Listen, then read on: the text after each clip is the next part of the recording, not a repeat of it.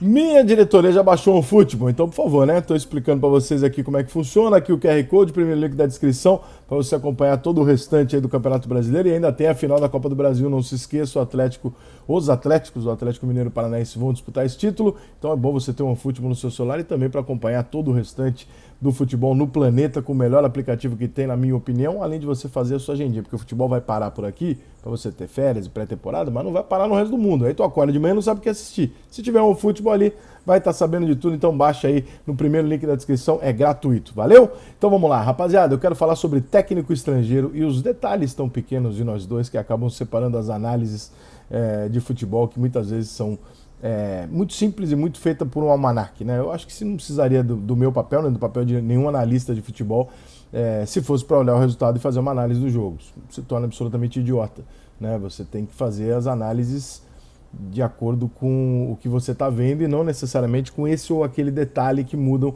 o resultado do jogo. O resultado do futebol, todo mundo sabe, é absolutamente imprevisível e os jogos são decididos por detalhes, o que não significa que a sua análise deve ser feita dessa forma. A gente está ouvindo muita gente repetir o tempo inteiro, porque os últimos 3 campeões brasileiros da Libertadores foram 3 campeões estrangeiros, foram técnicos estrangeiros campeões.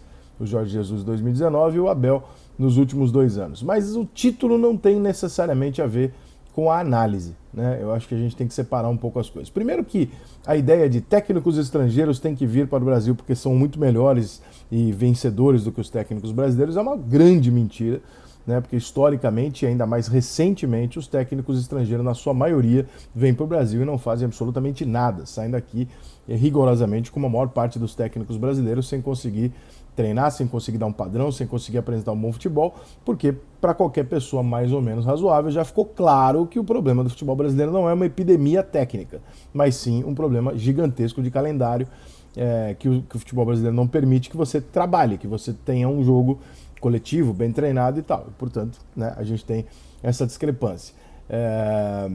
Teve técnico no Bahia, argentino, não deu certo. Teve o Crespo no São Paulo. O do Fortaleza dá para dizer que deu certo, né? Muito certo. Teve o Miguel Ángel Ramírez no Internacional, não deu certo. O Florentino no Sport não deu certo. O Antônio Oliveira Português no Atlético Paranaense não deu certo. O Diego Aguirre, que está aqui há alguns anos e dificilmente dá certo também. Entre tantos outros, né? O Sampaoli, que é uma mentira muito bem contada, embora eu goste do estilo dele, mas no final das contas ele é uma mentira bem contada. E entre tantos outros nos últimos 2 anos aqui, desde o Jorge Jesus, o Brasil já importou aí, sei lá, pelo menos uns 10, 11 treinadores estrangeiros e nenhum deles funcionou. Né? Vamos botar aí o que o do Fortaleza funcionou? Beleza. Tirando ele, nada de novo funcionou. Funcionou o Abel, que já estava, né? Funcionou Jesus por aquele período e depois nada disso funcionou. Então, continua aquela regra que se você pegar a história, você vai pegar 50 técnicos estrangeiros que estiveram no Brasil e 4, 5 deram certo. A grande maioria não deu em porra nenhuma. Né? Então, não é o fato do cara ser estrangeiro. Não é a escola portuguesa, a escola americana, a escola inglesa, a escola da puta que eu pariu. É a qualidade individual do sujeito, irmão. Hoje em dia, então, né, qualquer pessoa consegue estudar e chegar nos mesmos métodos que a maioria tem. Claro que você tem um estágio, uma possibilidade, ajuda, mas hoje, do jeito que o mundo é globalizado, do jeito que a informação está na mão de qualquer pessoa, basta você querer e que você vai ter o mesmo nível. Não tem nenhum motivo para você imaginar que o Cuca tenha menos acesso a informações e coisas do futebol do que o Abel, por exemplo. O que tem nessa história toda é você fazer breves análises. Jorge Jesus em 2019, irmão, um ponto completamente fora da curva. Um time histórico, um dos maiores times da história do futebol brasileiro. E ali, por muito pouco, e eu diria até que com injustiça, porque o River foi melhor do que o Flamengo na decisão, ele não ia ganhar a Libertadores da América. E se ele não ganhasse a Libertadores da América, o nosso papel de analista era dizer, não, peraí, naquele jogo não rolou, mas foi um puta de um trabalho. Foi um puta de um time. Jogou pra caralho. E aquele jogo não rolou. Mas jogou pra caralho e merece todos os méritos. Acabou que no final do jogo ali, por 2 bolas ali que já não estavam muito, né, dentro do contexto do jogo, o River teve muito mais contra-ataque para matar o jogo do que o Flamengo para fazer o gol, e o River ficou brincando de perder gol no final, como historicamente o River Plate tem essa fama, né, na Argentina, e é um time pipoqueiro pra caralho. E aí o zagueiro falha, enfim, o Flamengo consegue virar o jogo, merecia ganhar a Libertadores, mas o jogo final o Flamengo não mereceu ganhar. Né? O River foi um pouco melhor até do que o Flamengo e teve mais chances de matar o jogo. E se aquela bola não entra? Isso não acontece, essa reviravolta, nos últimos 3, 4 minutos. O Jesus era menos bom por causa disso? Acho que não, né?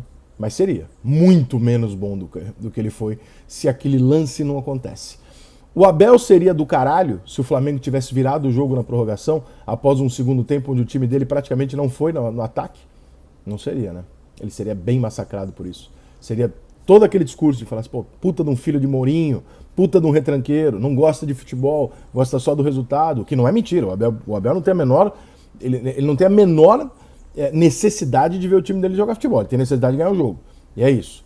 Então quer dizer que se o Andrés Pereira não falha, talvez o Abel hoje estivesse sendo discutido o seu cargo, porque você não ganhou o Campeonato Brasileiro, você não chegou perto, você não chegou na final da Copa do Brasil, e você na final da Libertadores fez 1-0 e teu time não jogou mais.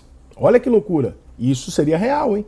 Isso que eu tô falando seria o discurso que você sabe que seria isso que ia acontecer. Aí um jogador falha e esse treinador passa a ser uma puta de uma referência maravilhosa, lembrando que esse mesmo treinador, durante o ano, teve a sua cabeça pedida por parte da torcida do Palmeiras. Como o Cuca teve a sua cabeça pedida por parte da torcida do Atlético. Como o Renato foi pedido pela sua torcida do Flamengo e segue sendo.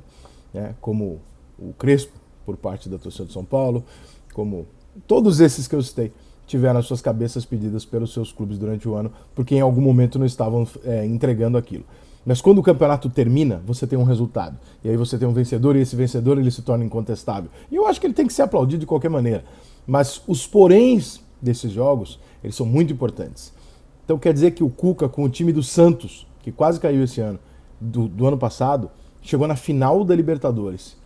Num jogo horroroso decisivo, mas chegou na final da Libertadores. E na final, numa bola aos 48 que atravessou, o Pará não subiu e o Palmeiras fez o gol, isso torna o Abel do caralho e o Cuca um técnico ruim? Ué, e se o Marinho tivesse feito um gol qualquer lá? E aí? E se não tivesse entrado essa bola? Aí o Cuca não ia virar gênio, né? Porque ele é brasileiro. E o Abel ia virar o quê? Porque o Palmeiras não jogou bem a final. Tá vendo como o raciocínio é razoavelmente sensível ao resultado, ao detalhe do futebol? E aí nós não precisamos de um analista, porque qualquer pessoa pega o almanaque, olha, ganhou do caralho e perdeu uma bosta. E aí não faz sentido. Agora, os 3 títulos da Libertadores conquistados por técnicos portugueses foram conquistados no absoluto detalhe, no absoluto erro do adversário no momento determinante. Não estou tirando mérito, pelo amor de Deus, estou só lembrando você que toda essa análise podia estar sendo feita de forma invertida. Bastava que aquele erro não tivesse acontecido. Ninguém ganhou lá de 3-4-0, ninguém arregaçou ninguém ali não. As finais foram uma pica, as 3 finais, e as 3 decididas por um detalhe desse tamanho. E 2 delas decididas por um erro absolutamente improvável, individual de um jogador adversário. Me explica, de todos esses treinadores estrangeiros que tiveram aqui, todos eles deram errado quase. Esses que deram certo tirando o Jorge Jesus, que teve um momento absolutamente surreal de futebol bem jogado, um Flamengo épico. Aonde é que estão sobrando os técnicos estrangeiros no Brasil? Aonde é que esses caras vieram aqui e implementaram um negócio do caralho no Brasil? Gente, é mentira. Simples assim, é mentira.